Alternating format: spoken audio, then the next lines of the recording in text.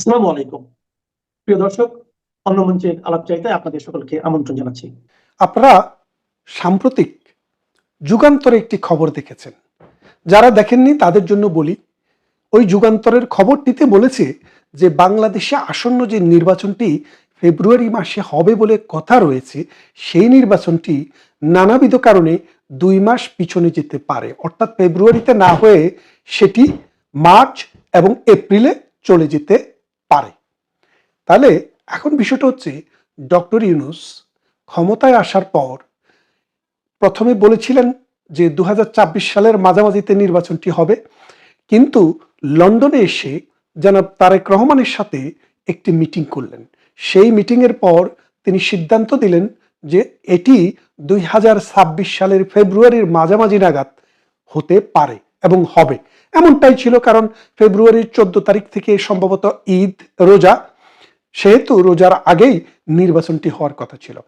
কিন্তু এখন যেহেতু আপনারা শুনছেন যে নির্বাচনটি ফেব্রুয়ারিতে নয়, আরো 2 মাস পিছাতে পারে, এর কারণ কি? এবং যদি এই পিছানো হয়, তাহলে এটা কি ফেব্রুয়ারি থেকে আরো একটু বেশি পিছাবে নাকি আরো একটু কম পিছাবে, সেই বিষয়টিও একটি ভাবনার বিষয়। মূল বিষয়টি হচ্ছে, ব্রিটেন, আমেরিকা এবং ইউরোপিয়ান ইউনিয়নের যে রাষ্ট্রদূতরা রয়েছে, জাতিসংঘ মানবাধিকার কমিশন এবং জাতিসংঘের যেসব প্রতিষ্ঠান রয়েছে যারা নির্বাচন মনিটরিং করেন, তারা সহ সবাই এক বাক্যে একটি কথা ডক্টর ইউনূসকে নোট দিয়ে বলে দিয়েছেন, যেটি আমেরিকান দূতাবাসের মাধ্যমে ডক্টর ইউনূসের কাছে গিয়ে পৌঁছেছে। সেখানে একদম ক্লিয়ার একটি কথা, যে 14 দলীয় জোটে যারা ছিল, আওয়ামী লীগ, জাতীয় পার্টি, জাসদ এবং অন্যান্য যেসব দল ছিল, তাদেরকে বাদ দিয়ে যদি বাংলাদেশে কোনো নির্বাচন হয়, বিশেষ করে জাতীয় পার্টি এবং আওয়ামী লীগ, তাইলে সেই নির্বাচনটিকে আন্তর্জাতিক মহল একটি গ্রহণযোগ্য নির্বাচন বলে মেনে নেবে না। আমেরিকার সেই নোটে এমনও কথা ছিল যে আওয়ামী লীগের সময়ে যেই নির্বাচনে বিএনপি এবং জামায়াতে ইসলামী সহ আরো অন্যান্য জোট বয়কট করেছে, সেই নির্বাচনটিকে আমরা কাজ চালানোর জন্য মেনে নিয়েছি, কিন্তু আমরা সঠিকভাবে এটাকে সঠিক গণতান্ত্রিক নির্বাচন বলিনি। তারপরেও এখন যে নির্বাচনটি ফেব্রুয়ারিতে হওয়ার কথা রয়েছে, সেই নির্বাচনটি শেখ হাসিনার আমলে যে কোনো নির্বাচনের চাইতেও খারাপ হবে। কেননা শেখ হাসিনা কিন্তু কখনো বিএনপিকে বা জামাতকে নির্বাচনে অংশগ্রহণ করা থেকে বিরত রাখেনি। তারা বলেছে যে নির্বাচন হবে প্রধানমন্ত্রী শেখ হাসিনার অধীনে, যারা চায় তারা অংশগ্রহণ করবে, যারা চায় অংশগ্রহণ করবে না। ডেমোক্রেসিতে কারো অংশগ্রহণ করা এবং না করা দুইটাই হচ্ছে রাজনৈতিক দলের চয়েস। এখন রাজনৈতিক দল অংশগ্রহণ করতে পারে, নাও করতে পারে, কিন্তু এখন যেটা হচ্ছে, সামরিক ফরমানের মতো ডক্টর ইউনূস ফরমান জারি করে ছাত্রলীগকে নিষিদ্ধ করেছে এবং আওয়ামী লীগের কর্মকাণ্ড ক্রিমিনালাইজ করেছে। সাথে সাথে এই অবৈধ নির্বাচন কমিশনকে দিয়ে একটি পরিপত্র জারি করিয়েছে যে আওয়ামী লীগের যে মানে রেজিস্ট্রেশন সেটি এবং আওয়ামী লীগের যে মার্কা সেটি এই মুহূর্তে স্থগিত রয়েছে। তাহলে আপনারা বোঝেন, এই অবস্থায় আমেরিকা বলেছে যে যদি আওয়ামী লীগের নির্বাচনে অংশগ্রহণের সুযোগ থাকতো, জাতীয় পার্টির যদি অংশগ্রহণের সুযোগ থাকতো, সেই দল যদি অংশগ্রহণ না করত, সেই ক্ষেত্রে বলা যেত যে এটি একটি গ্রহণযোগ্য নির্বাচন, আমরা কাজ চালানোর জন্য বাংলাদেশের সাথে থাকব।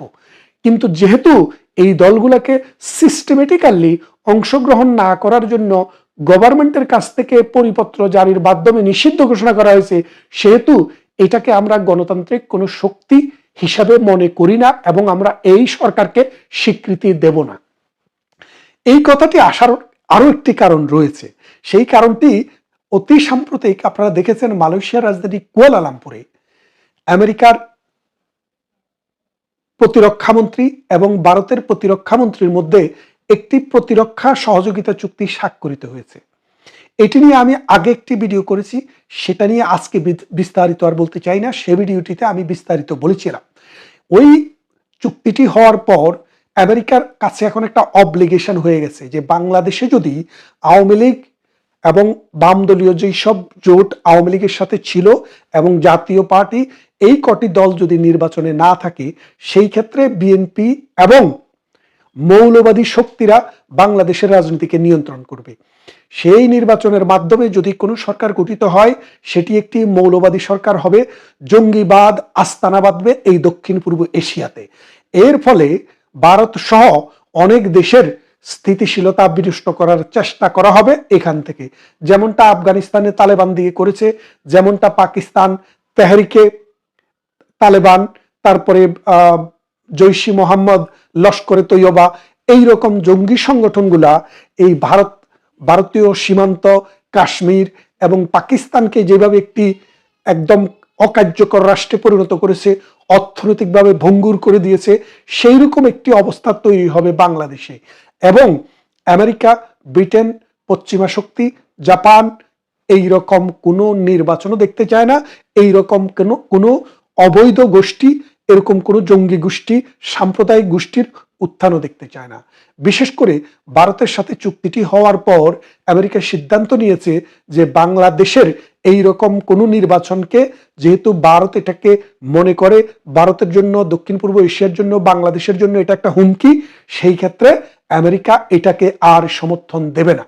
এই খবরটি পাওয়ার পর ডক্টর ইউনূস তার কিছু কিছু পারিষদের সাথে কথা বলেছেন, বলে এরকম একটি আভাস দিয়েছেন, যদি ফেব্রুয়ারিতে নির্বাচন করা হয় তাহলে আওয়ামী লীগকে কিভাবে ম্যানেজ করা হবে, জাতীয় পার্টিকে কিভাবে ম্যানেজ করা হবে, সুতরাং মাস আরো 2টি বাড়াতে হবে। কারণ হচ্ছে বাংলাদেশের বিদ্যমান কনস্টিটিউশন এবং নির্বাচন কমিশনের যে আইন রয়েছে, সেই আইন অনুসারে 3 মাস আগে, অর্থাৎ 90 দিন আগে তফসিল ঘোষণা করতে হয়। তফসিল যদি 3 মাস আগে ঘোষণা করা না হয়, তাহলে কনস্টিটিউশনাল যে ল সেটাকে ভায়োলেট করা হবে। যদি 12ই ফেব্রুয়ারি নির্বাচন করতে হয়, অন্তত 12ই নভেম্বর, আজ থেকে 12 দিনের মধ্যে তফসিল ঘোষণা করতে হবে। যদি এই তফসিলটি ঘোষণা করতে না পারে, তাহলে নির্বাচন কমিশন নিজেই কনস্টিটিউশন ব্রিচের জন্য দায়ী হবে এবং তার বিচার হবে বাংলাদেশে। তাহলে আপনারা বোঝেন নির্বাচন কমিশন কি ফাটাবাসের মধ্যে পড়ছে।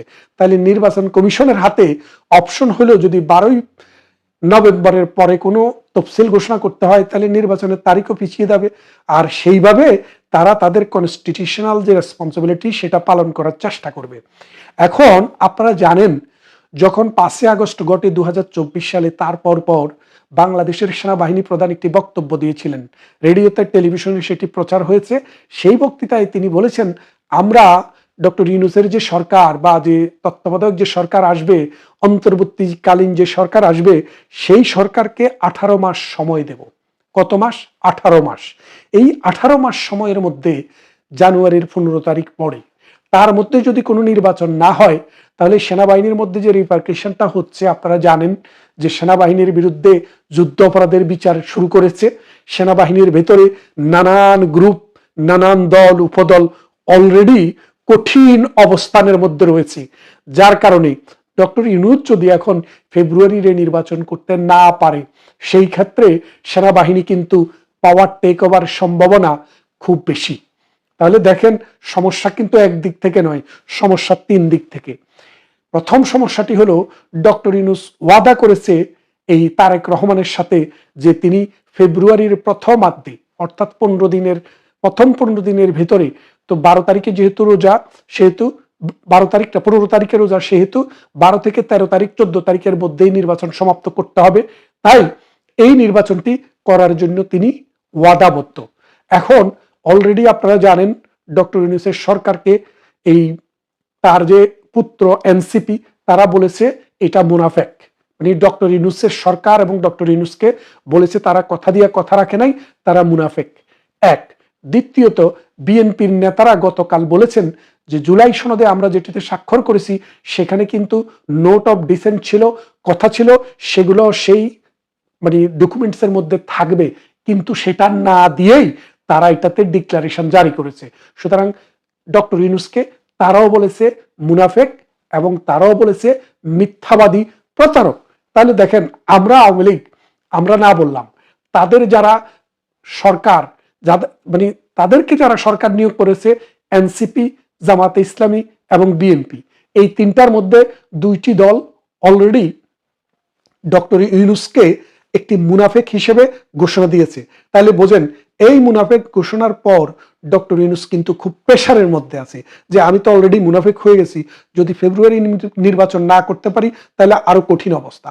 অন্যদিকে আমেরিকা এবং ব্রিটেন বলে দিয়েছে আওয়ামী লীগ, জাতীয় পার্টি এবং তার জোট ছাড়া কোনো নির্বাচন হলে সেই সরকারকে তারা রিকগনিশন দেবে না, অর্থাৎ সরকারকে স্বীকৃতি দেবে না, যেমনটা তালেবান সরকারকে দেওয়া হয় নাই। এমতো অবস্থায় ডক্টর ইউনূসের উভয় সংকট। এখন এই সংকটের সমাধানের জন্য ডক্টর ইউনূসকে শেখ হাসিনার মুখাপেক্ষী হতে হবে, আওয়ামী লীগের মুখাপেক্ষী হতে হবে, জাতীয় পার্টির মুখাপেক্ষী হতে হবে, ভারতের মুখাপেক্ষী হতে হবে, জনতার মুখাপেক্ষী হতে হবে। কারণ আজকের দিনে একটি নির্বাচন করতে গেলে সরকারের যে স্টাবিলিটি দরকার, সরকারের যে ফোর্স দরকার, সরকারের যে ক্যাপাবিলিটি দরকার, সেই ক্যাপাবিলিটি সরকারের নেই। কেননা আওয়ামী লীগ যদি অসহযোগিতা করে, জাতীয় পার্টি যদি অসহযোগিতা করে, আওয়ামী লীগের জোট সঙ্গীরা যদি অসহযোগিতা করে, তাহলে ডক্টর ইউনূসের পক্ষে সেই নির্বাচনটি কখনো